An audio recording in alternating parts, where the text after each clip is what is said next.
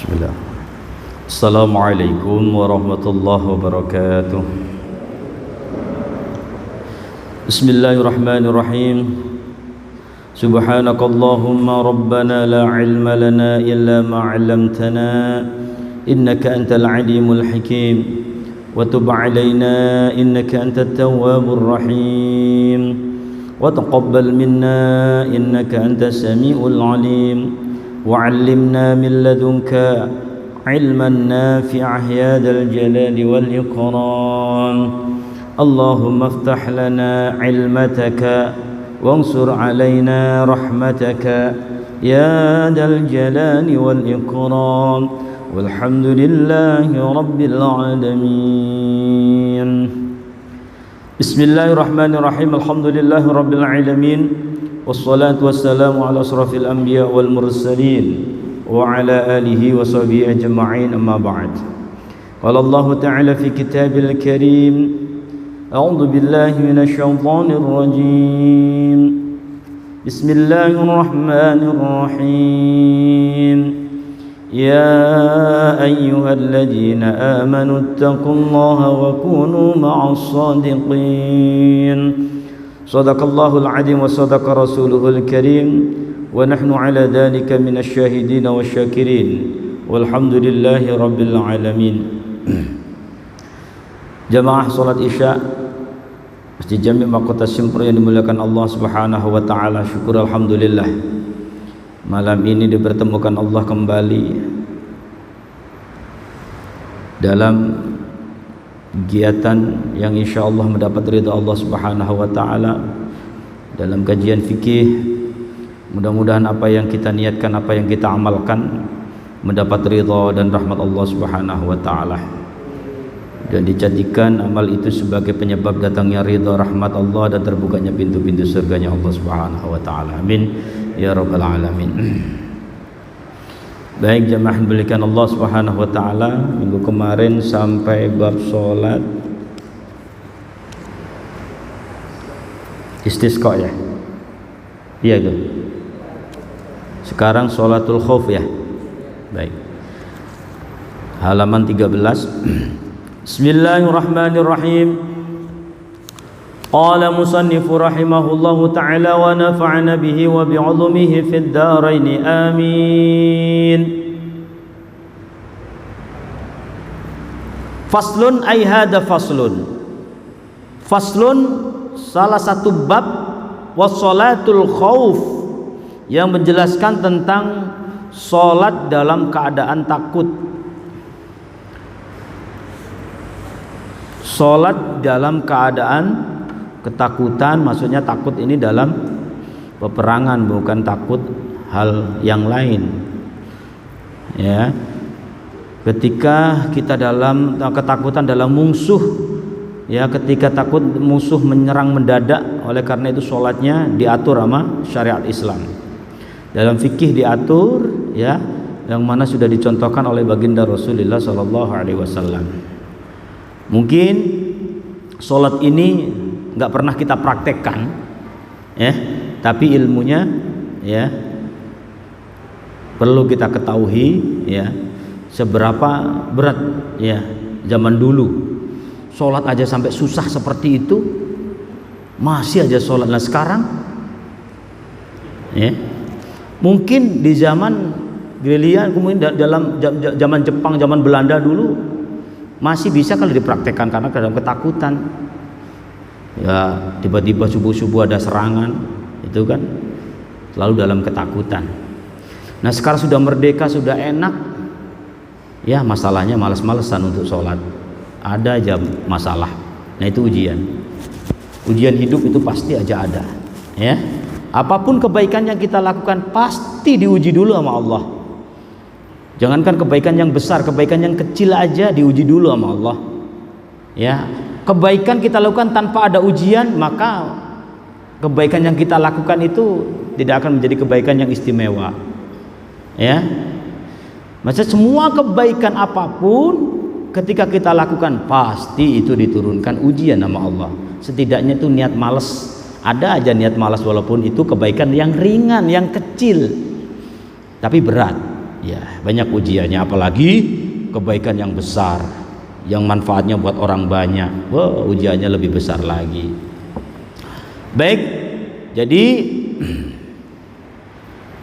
sholat khauf ini diatur, sudah disyariatkan, diajarkan oleh syariat Islam oleh baginda Rasulullah Sallallahu Alaihi Wasallam ala salasati adrub, dalam 3 cara. Di dalam syarahnya Fathul Qorib itu dijelaskan ada 6 cara sebenarnya. Cuman ini dijelaskan cuma 3 cara sudah cukup. Ya, sudah cukup di dalam kitab ini karena ini agak ringkas. Ya, diringkas lagi menjadi 3 cara. Jadi salah satu adrub ya. Yang pertama ahaduha salah satunya adalah ayyakunal adu, apabila ada al adu lawan atau musuh fi ghairi jihatil kiblah, di selain arah kiblat. Ya, musuh ini datangnya dari timur, apa dari selatan, apa dari utara, ya, bukan dari barat. Kalau dari barat arah kiblat, enak ngawasinya sambil sholat kelihatan. Nah, kalau tiba-tiba dari timur atau dari selatan atau dari utara, nah ini repot. Kalau nggak diatur sholat kita, maka akan diserang dari belakang oleh musuh kita. Nah, ini dalam Islam diatur, ya. Ini adalah sholat dalam keadaan ketakutan musuh. Nah, timbul pertanyaan lagi nanti. Kenapa kita takut sama musuh? Yang kita takuti hanya Allah Subhanahu wa ta'ala. Nah, kalau benar-benar adanya, kok kita malah menyepelekan? Itu namanya mati konyol. Kita usaha semaksimal mungkin, ya. Kenyataannya dalam peperangan dan musuh bisa tiba-tiba dari selatan, dari timur, ya, dari utara bisa datang. Kita udah santai-santai aja, udah dianggap kita hanya takut kepada Allah.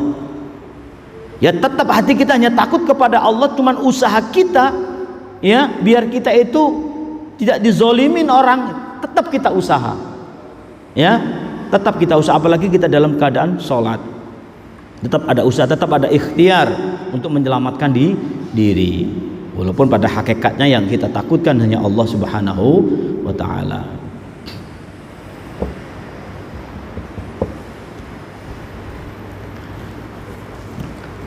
Sama sekarang lagi beredar, yang kita takutkan itu hanya Allah, bukan virus corona. Nah, kalau virus corona kenyataannya sudah ada benar, kita nggak mau ada usaha, berarti kan sudah membahayakan diri. Ketika kita sudah membahayakan diri kita, yang mana diri itu titipan Allah yang harus dijaga dengan baik semaksimal mungkin. Nah, itu kita diri semua yang ada dalam diri kita itu amanah, harus kita jaga dengan baik, kita rawat dengan baik, ya, gitu. Ketika ada bahaya kita sebisa mungkin, ketika ada bahaya kita sebisa mungkin menghindar, sebisa mungkin menyelamatkan diri dengan cara apa? Baik dengan cara doa, dengan cara kita menjauhi, pokoknya macam-macam doa itu, ikhtiar kita macam-macam. Ya, yang terpenting pada hakikatnya kita hanya takut sama Allah. Takut apa? Takut tidak bisa menjaga diri kita. Takut tidak bisa menjaga amanah yang sudah diberikan Allah Subhanahu wa ta'ala. Bukan hakikatnya kita takut akan sesuatu yang lain, begitu. Niat kalau kita sakit, ibadah jadi nggak enak. Nah, itu juga bisa niatkan seperti itu. Ujungnya kan niat karena Allah. Biar ibadah itu sempurna, maka janganlah badan ini kena sakit. Kalau udah sakit, maka ibadah akan menjadi loyo, menjadi nggak sempurna, ya, akan menjadi berkurang ibadah itu. Baik. Ya, kembali ke permasalahan. Jadi kalau ada musuh dari arah yang lain, dari arah yang selain kiblat, ya, maka fayufarrikuhum imam firqatain. Fayufarrikuhu, membagi, ya, maka membagi jamaah tadi, ya, kelompok perang, anggota perperangan. Siapa al-imam? Ya, imam sholat. Firqah ini dalam 2 kelompok. Jadi imam membagi dulu 2 kelompok sebelum melakukan jamaah, ya, sebelum melakukan jamaah membagi dulu.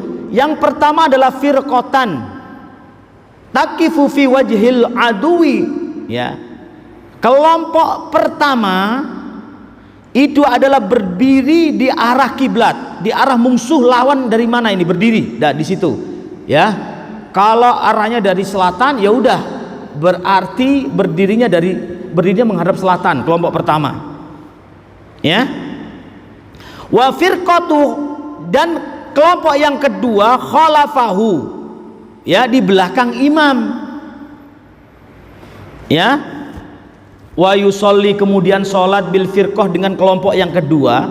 Kelompok satu kan tadi mengawasi tuh, ya, alladzi khalafahu raqatain, ya, kelompok kedua sholat dengan imam, ya, yang ada di belakang imam dengan 1 rakaat.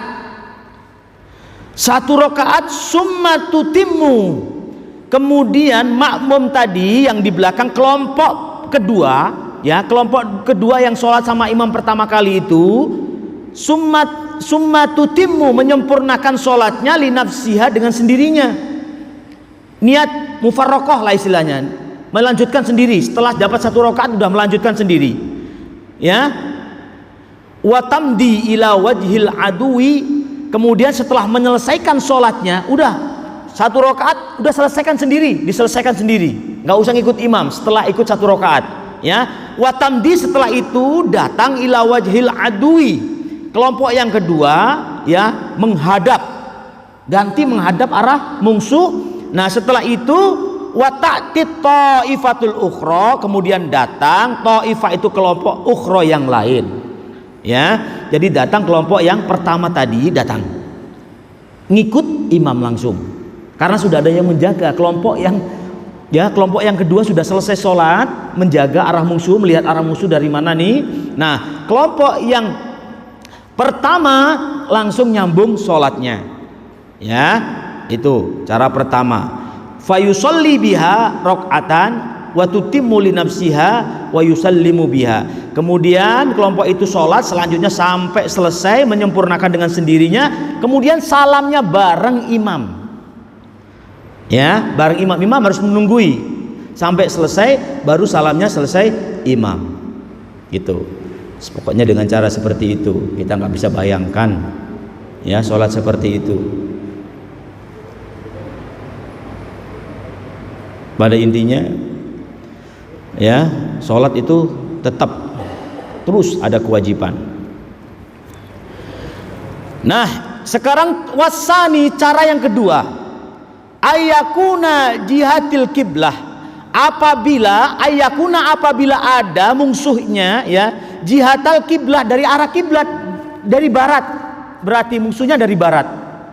Di perkiraan musuh itu dari barat, ya Allah alam, pokoknya musuhnya datang dari sana, ya. Nah, cara pertama tadi, sholat dalam keadaan takut tadi sudah pernah dipraktekkan oleh baginda Rasulullah Shallallahu Alaihi Wasallam, ya, sudah pernah dipraktekkan oleh baginda Rasulullah Shallallahu Alaihi Wasallam. Nah, untuk selanjutnya,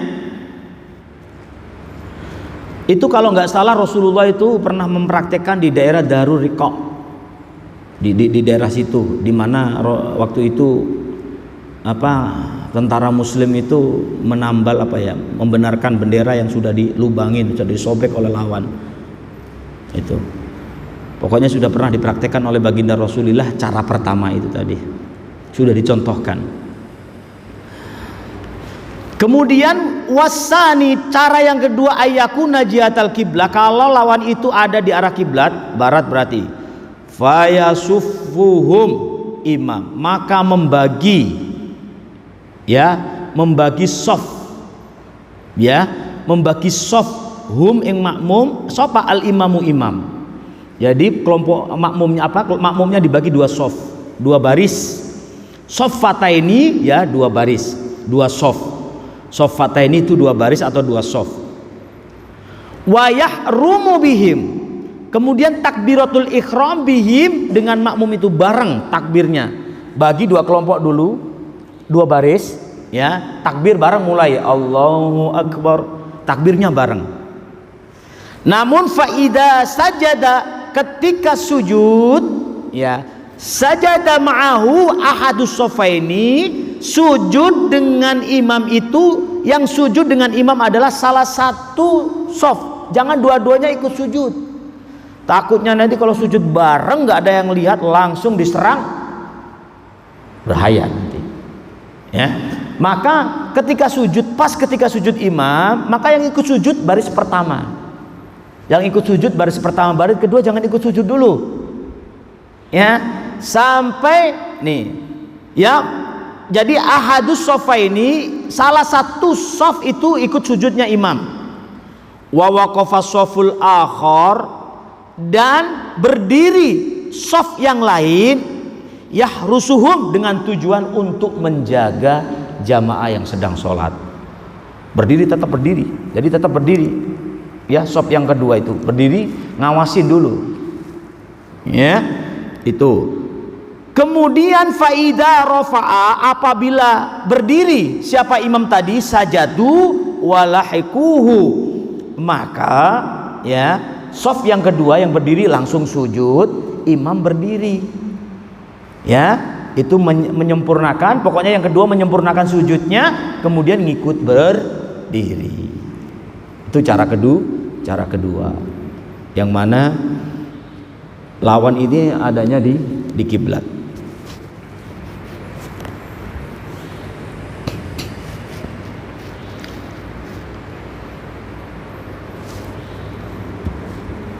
Lawan adanya di kiblat itu ya. Nah, ini juga pernah dilakukan, dipraktekkan oleh baginda Rasulullah di daerah Afsan. Ya, di daerah Afsan itu kalau haji dari Mesir itu melewati daerah Afsan. Ya, tidak jauh dari Makkah, nggak berapa kilo gitu ya, Pak. Pokoknya kalau hajinya dari Mesir itu biasa lewat daerah itu. Nah, di daerah situlah pernah Rasulullah mempraktekkan sholat itu dengan cara yang kedua tadi. Ya. Kemudian selanjutnya wasalisu, yang ketiga, cara yang terakhir, yang ketiga, yaitu ayyakuna fi sidatil khauf. Ini benar-benar adanya rasa takut, yang benar-benar takut dalam kondisi berperang ini ya. Musuh udah kelihatan ini, udah perang ini. Ya. Ini benar-benar musuh udah terlihat. Tadi belum terlihat, masih kira-kira melawan itu dari mana, begitu ya. Nah, ini musuh sudah terlihat. Ini benar-benar musuh sudah terlihat. Nah, wattihamil harbi, ya. Jadi yang ketiga adalah ayyakuna fi sidadil khauf. Cara yang ketiga ini dengan cara yang benar-benar rasa takutnya itu begitu takut, banget takut. Nah, wal wattihamil harbi, dan peperangan ini sedang berjalan. Perang sedang berjalan. Ya. Fayusolli, maka sholat kaifa amkanat, udah sholatnya semampunya. Ya, sebisanya. Rojulan dengan jalan kaki bisa. Waro aurokipan, utau dalam kendaraan, di dalam tunggangan apa ya, dalam tunggangan kita, kuda maupun unta, udah sholat. Ya, kemudian mustaqbilal kiblati, ya, wa ghairu mustaqbilillaha, menghadap kiblat, nggak menghadap kiblat, udah nggak apa-apa. Karena benar-benar takut, nggak usah menghadap kiblat dulu, ya udah. Yang penting udah ada niat sholat. Ya. Udah gimana zikir sujud rukunya, udah dipakai isyarat-isyarat saja. Ya. Ya, karena apa? Ini menunjukkan seberapa kondisi kita, apapun kondisi dan situasinya, bahwa sholat wajib nggak bisa ditinggal. Ya. Selagi kita masih, akal kita masih sehat, kita masih bisa akal kita masih normal, ya, masih bisa berpikir, berarti di situ masih kena kewajiban untuk sholat. Nah, permasalahannya banyak. Terkadang kita punya saudara, yang mana saudara kita itu udah orang tua, yang mana orang tua kita udah lumpuh, tapi masih bisa diajak komunikasi. Udah nggak bisa ngapa-ngapain, lumpuh udah. Ya, duduk aja dibantu. tapi bisa komunikasi, masih sehat, bisa diajak ngobrol, ya, otaknya masih normal, masih sehat. Maka kita sebagai saudara, sebagai orang anak, ya, sebagai keluarga, ingatin terus, Pak, Bu, asar, sholat ya.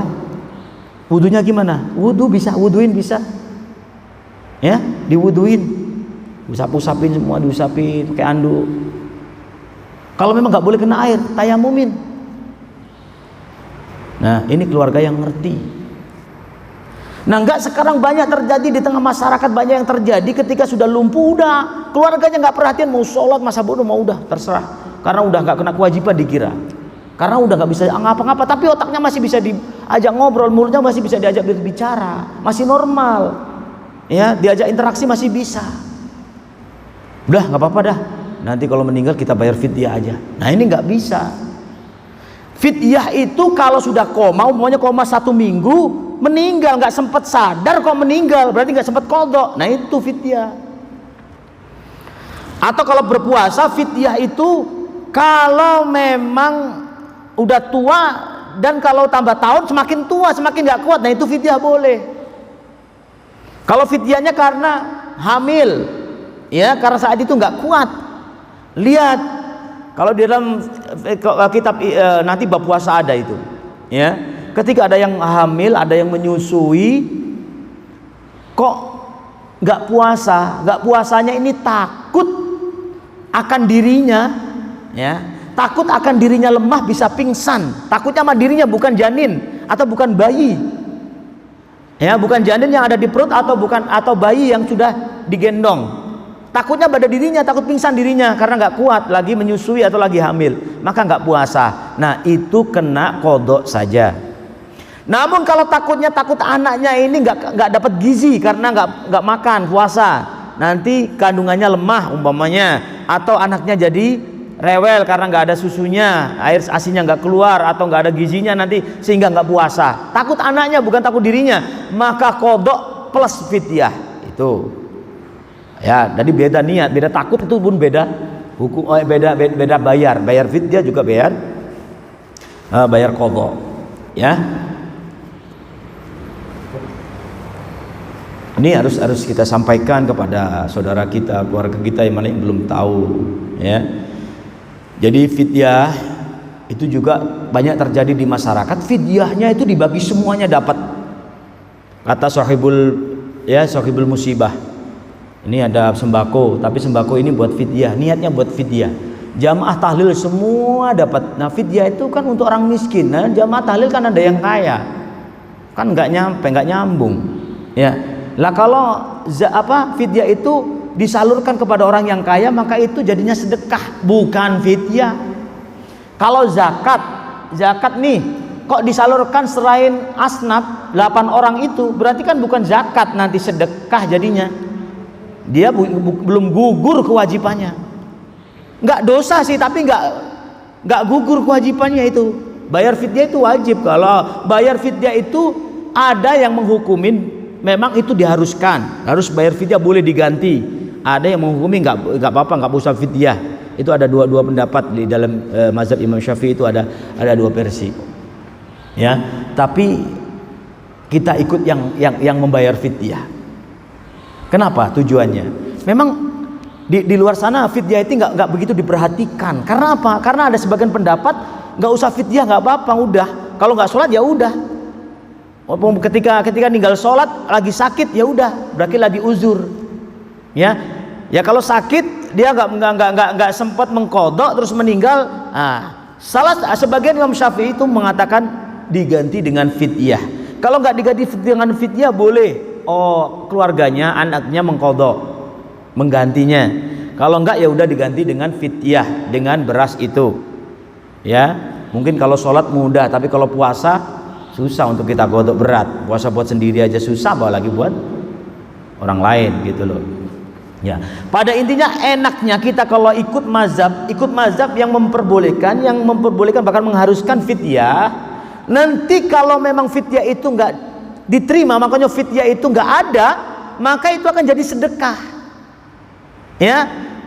Nah, seandainya fidyah itu ada, maka yang nggak bayar fidyah nanti bermasalah di akhirat. Ya, itu nggak enaknya kalau kita ikut mazhab yang tidak membayar fidyah. Nanti kalau memang fidyah itu benar adanya, nanti di akhirat dipermasalahkan. Tapi kalau kita bayar fidyah, ya, seandainya fidyah itu nggak ada, nggak usah fidyah, nggak apa-apa, umpamanya ya di akhirat. Nah, itu jadi sedekah, masih bermanfaat amal itu. Apalagi buat orang miskin yang mana manfaatnya sungguh luar biasa. Dikasih beras 2 kilo aja senengnya bukan main.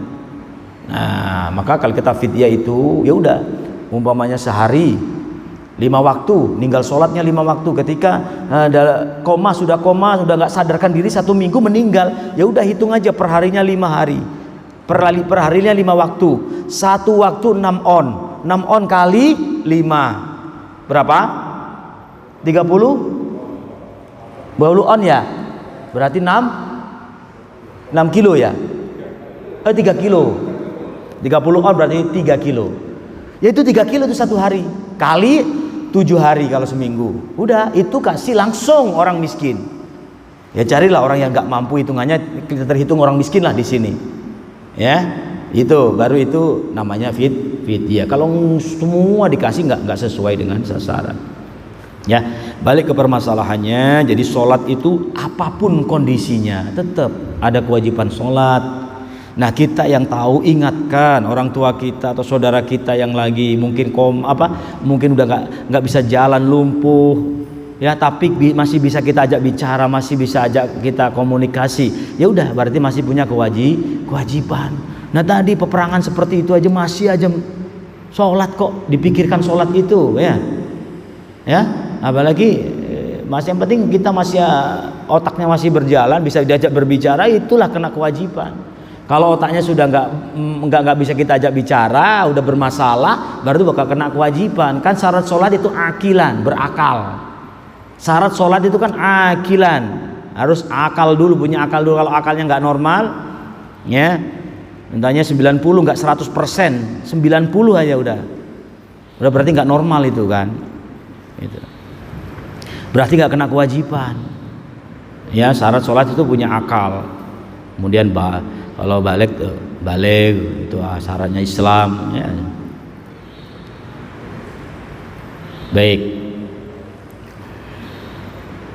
ya, sekali lagi saya tekankan bahwa sholat ini begitu pentingnya sholat, karena udah kita ketahui sesama, hadis yang sudah populer, hadis yang sudah masyhur, sudah terkenal, bahwa nanti yang dihisab itu yang pertama kali adalah sholat. Kalau sholatnya udah bagus, udah yang lain pasti bagus dah. Ya, memang betul Pak. Ya, as-sholat inna sholata tanha 'anil faksha wal munkar. Sebenarnya kalau kita benar-benar bisa melakukan sholat dengan sempurna, dengan sebaik-baiknya, insya Allah yang lain itu dengan sendirinya kemungkaran akan terhindar. Kemungkaran akan menjauh dengan sendirinya. Kalau kita memang benar-benar bisa melakukan sholat, benar menyempurnakan baik toharoh kita, bersuci kita, cara wudhu kita, ya, gerak-gerik kita dalam sholat itu benar semuanya, insya Allah. Inna sholata itu Quran yang mengatakan, Al-Quran, Allah yang berfirman. Sholat itu sudah benar-benar bisa menghindari hal yang keji dan hal yang mungkar. Itu pasti, karena itu Al-Quran, inna sholata tanha 'anil faksha'i wal munkar.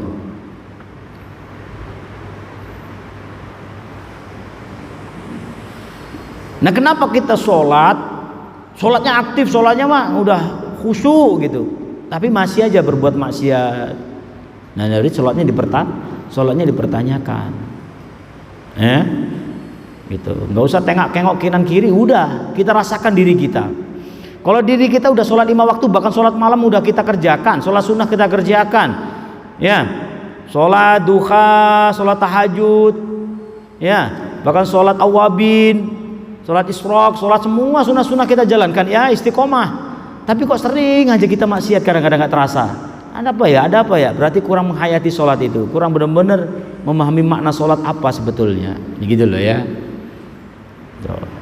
Sholat memang begitulah manusia. Terus kita usaha untuk baik. Yang penting usaha untuk baik. Maka istighfar itu penting. Ya, pasti orang itu melakukan kesalahan. Istighfar itu penting. Ya, ini istighfar itu penting. Kalau dikatakan dalam hadis Rasulullah aja minimal itu 100 kali istighfar pagi hari, asalnya itu seharusnya lebih. Nah, yang dijamin surga, makhluk Allah paling suci, paling mulia masih beristighfar, apalagi kita gitu. Ya, itu contoh. Kita seharusnya lebih, jangan 100 kali, 1000 kali. Ya, 100 kali aja lupa, apalagi 1000 kali tiap hari. Allahu Akbar walillahil hamd. Selanjutnya satu bab lagi, wa yahrumu, dan haram, faslun ayada faslun, wa yahrumu, haram ala rijal, bagi seorang laki-laki apa yang diharamkan, lubusul harir, memakai pakaian sutra, wa takhattumu, memakai cincin bidahabi, dengan bahan emas, wa yahillu lin nisa, dan halal bagi perempuan, wa qalilu dhahabi wa kasiruhu fit tahrim sawaun. Ya, sedikitnya emas, banyaknya juga, apalagi banyak, itu fit tahrim, haram hukumnya. Sedikit apa banyak itu haram. Ini kalau dalam hukum fikih, ya, bagi laki-laki. Tapi ada yang mengatakan hilafiyah, ada yang mengatakan disamakan kayak sutra. Ya, ada yang mengatakan disamakan kayak sutra. Jadi kalau kadarnya di bawah 50% boleh. Campurannya lebih banyak daripada emasnya dikatakan boleh. Nah, kalau sekarang ya emas 18. Ya. Nah, kalau sutra, kalau murni 100% nggak boleh, haram bagi laki-laki. Kalau perempuan nggak apa-apa. Kenapa? Ya, kalau dalam ilmu kedokteran itu katanya bisa menyumbat darah. Emas itu kalau dipakai, darah itu akan tersumbat. Nah, kalau perempuan kan keluar bareng dengan darah haid. Nah, kalau laki-laki kan nggak haid, maka bahaya kalau pakai emas. Nah, banyak darah kesumbat, nggak sehat. Itu salah satunya. Pokoknya Islam kalau melarang itu pasti ada manfaat, faedahnya buat kesehatan, buat apa, buat keselamatan diri kita, itu pasti ada. Ya, oke. Jadi, nah, kalau sutra di sini disebutkan nggak apa-apa, yang penting nggak melebihi. Kalau di dalam kitab ini yang penting nggak melebihi 50%. Kalau sutra, ya kayak kain BHS, sarung BHS itu kan ada bahan sutranya, ya. Dulu itu masih banyak campurannya masih banyak BHS dulu itu. Bahkan pernah saya punya seorang guru itu jatuh kecelakaan gitu ya, jatuh dari motor pakai sarung BHS, dalamnya luka, sarungnya nggak apa-apa, kena tanah straight, nah luka dalamnya, tapi sarungnya nggak apa-apa. Tuh kadar ininya sutranya banyak. Yang penting nggak melebihi 50% masih dihalalkan, ya, apalagi sekarang sarung sudah nggak ada kadar lebih dari 50% aja udah jarang kita temuin, ya, apalagi yang di atas itu 60%, 50% udah jarang kita temuin karena bahannya semakin langka, semakin mahal. Mungkin hanya orang-orang tertentu yang bisa memakai, itu pun kalau laki-laki tetap diharamkan. Sekaya apapun walaupun mudah beli, kalau namanya haram ya haram, nggak ada istilah nggak, ya asal bisa beli gitu, nggak, semua haram kalau memang melebihi batas, ya. Fit tahrim. Jadi wa idza kana ba'dus saub, apabila ada sebagian pakaian itu ibrai saman, ya, jadi sutra tadi, wa ba'duhu kutnan. Ini kain yang sejenis kain katun, pokoknya sejenis selain sutra lah, ya. Au katanan atau katun. Ya, itu. Maka diperbolehkan. Jaza maka boleh, ya, maka diperbolehkan.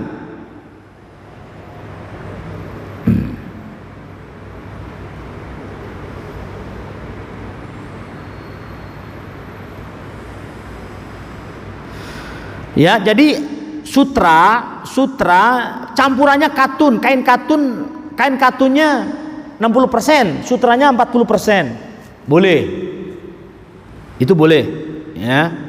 Jaza maka boleh lubsuhu, untuk memakai pakaiannya itu. Malam yumkin ibra yasummu ghaliban.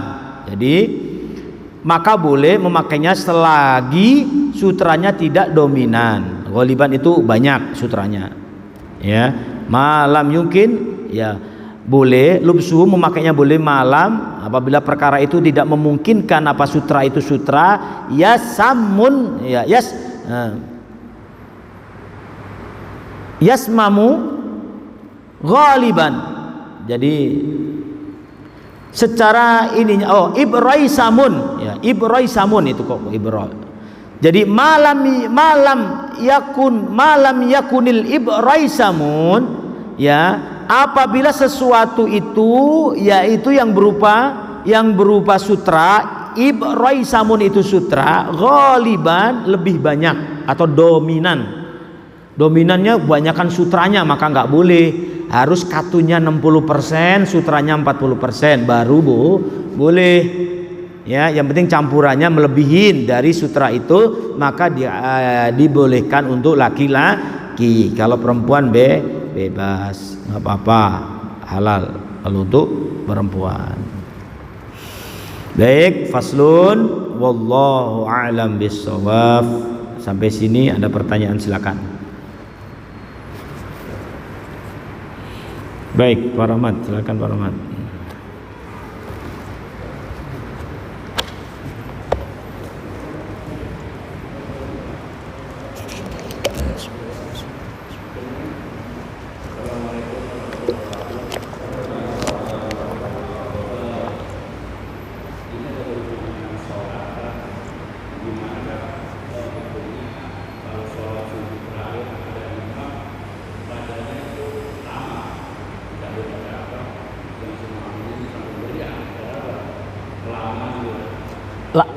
Lama.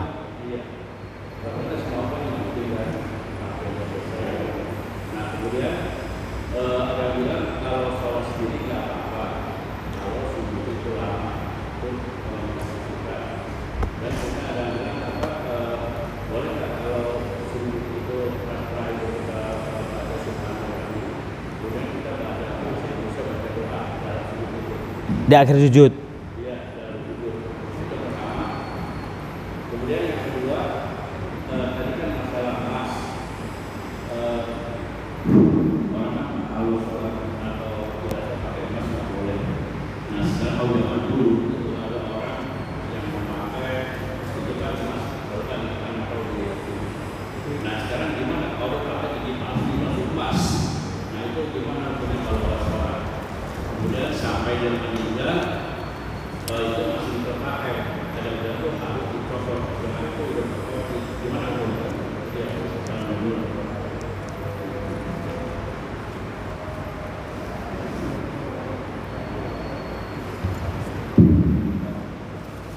Baik. Ketika sholat sujudnya di akhir biasanya kan agak lama tuh, ya kan? Mau sholat apa aja.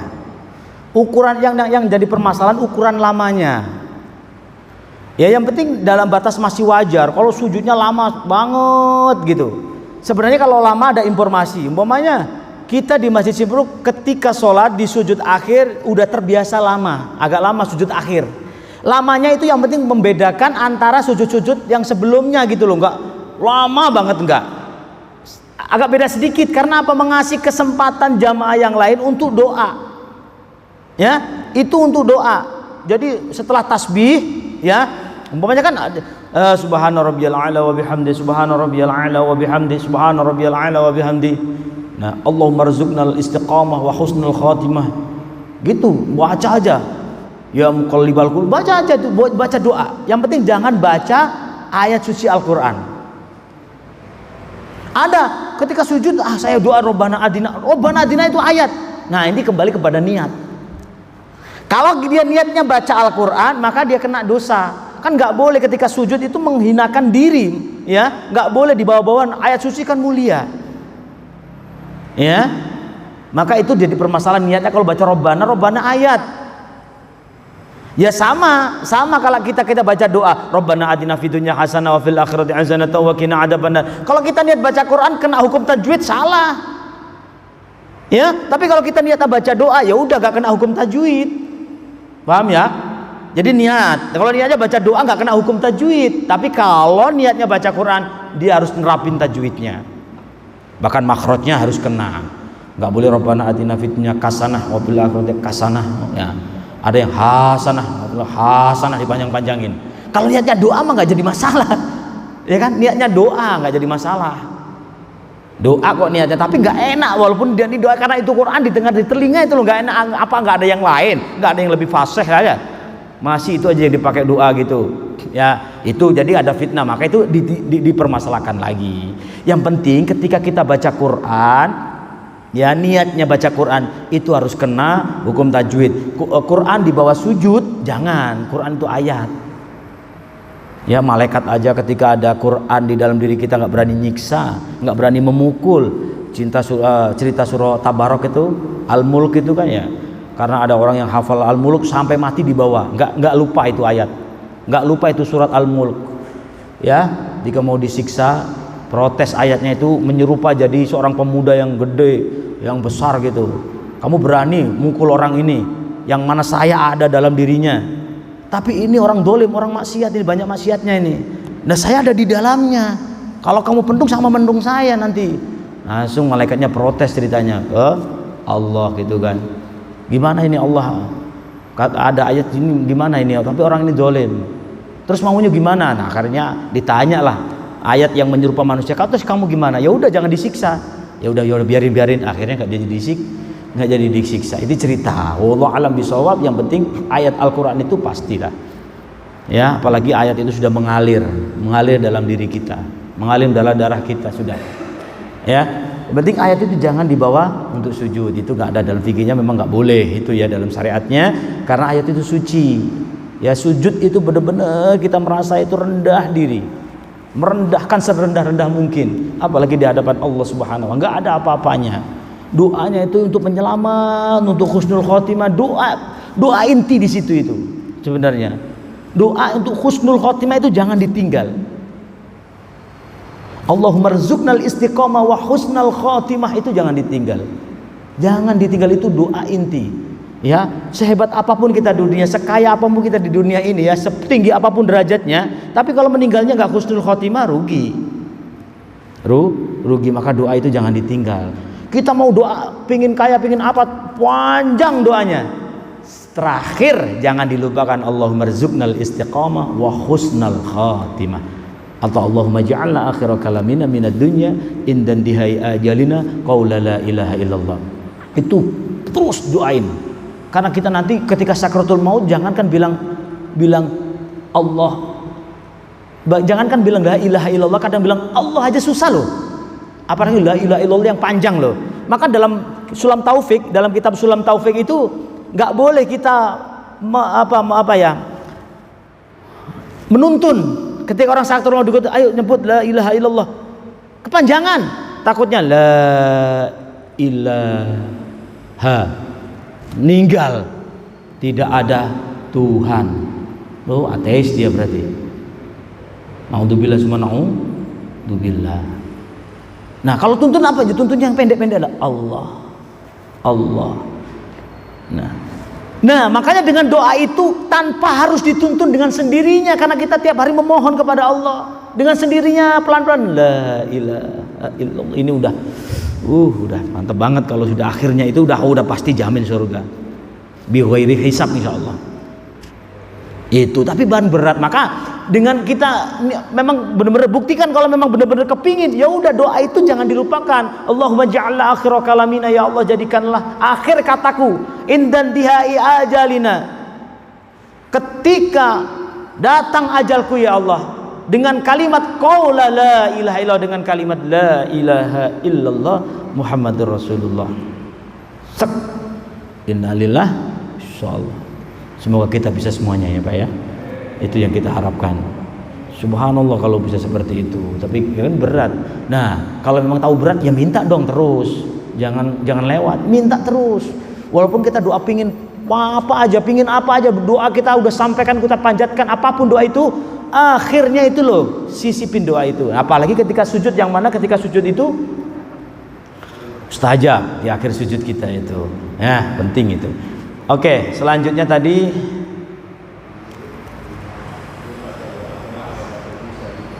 Hah? Oh, gigi emas, gigi ya. Pakai gigi emas itu gimana? Nah, asal tadi kan ya kita kembali kepada cincin tadi.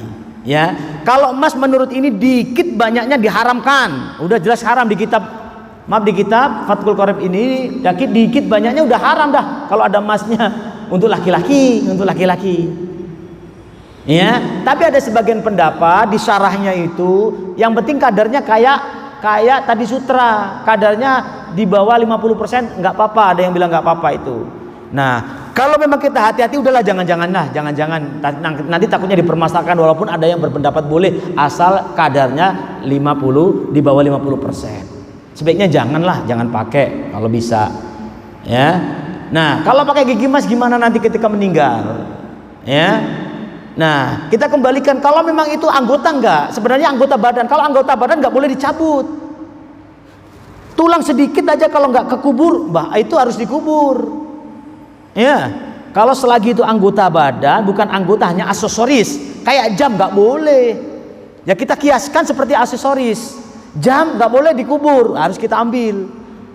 Gigi kan bukan anggota badan itu sebenarnya, cuma aksesoris aja yang dipasang untuk membantu, ya kan? Ya bolehlah kita cabut. Ya, kalau kita hukumnya kayak jam tadi, kalau jamnya ini jam Rolex miliaran harganya umpamanya, nggak ada, pokoknya wasiatnya jangan sampai diambil ini harta, nggak boleh diikutkan, itu berbahaya. Pokoknya kan nggak boleh bawa harta sedikit peser pun nggak boleh harta dibawa itu. Ya, dalam syariat gitu.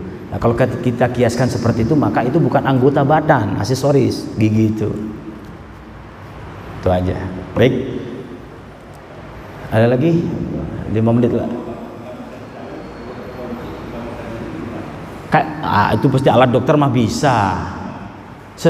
Apapun bisa, masa nggak bisa dicabut? Itu kan yang master dokter. Pasti dokter itu bisa nyabut dong. Hah? Emang dilas apa mah itu nggak mungkin kan? Hah?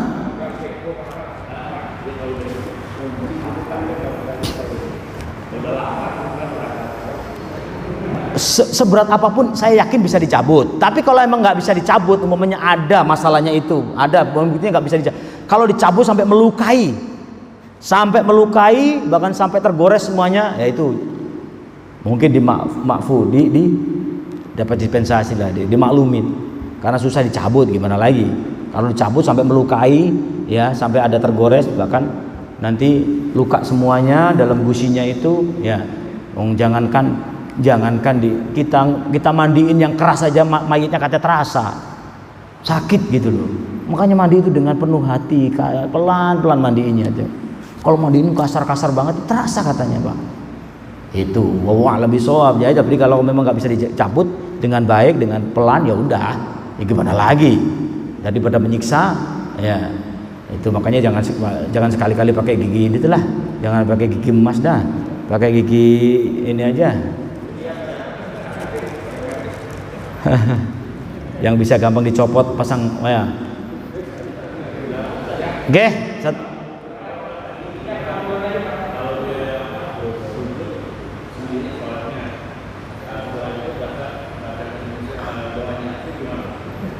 sujud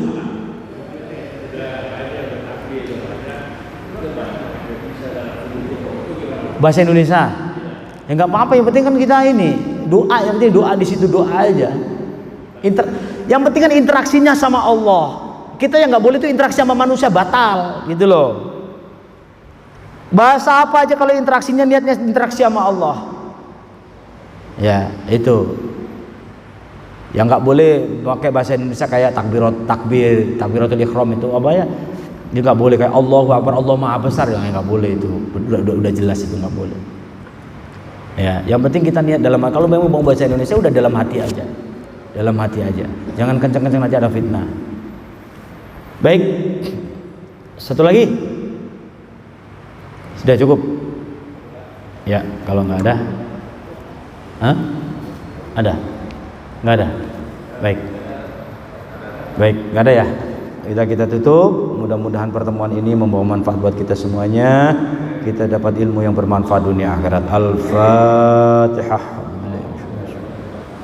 Alhamdulillah rabbil alamin arrahmanir rahim maliki yaumiddin iyyaka na'budu wa iyyaka nasta'in siratal ladzina an'amta 'alaihim ghairil maghdubi 'alaihim waladdallin. Astaghfirullahaladzim, astaghfirullahaladzim, astaghfirullahaladzim. Bismillahirrahmanirrahim. Allahumma shalli wa sallim ala sayyidina Muhammad wa ala ali sayyidina Muhammad. Alhamdulillah rabbil alamin.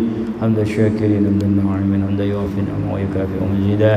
Ya Rabbana wa lakal hamdu wa lakal syukru kama yanbaghi li jalali wajhikal karim wa 'azimi sultanik. Allahumma zidna ilman nafi'a wa rizqan halalan tayyiban wasi'ah. اللهم ارزقنا الاستقامة وحسن الخاتمة. اللهم اجعل آخر كلامنا من الدنيا أجلنا قول لا إله إلا الله محمد رسول الله صلى الله عليه وسلم.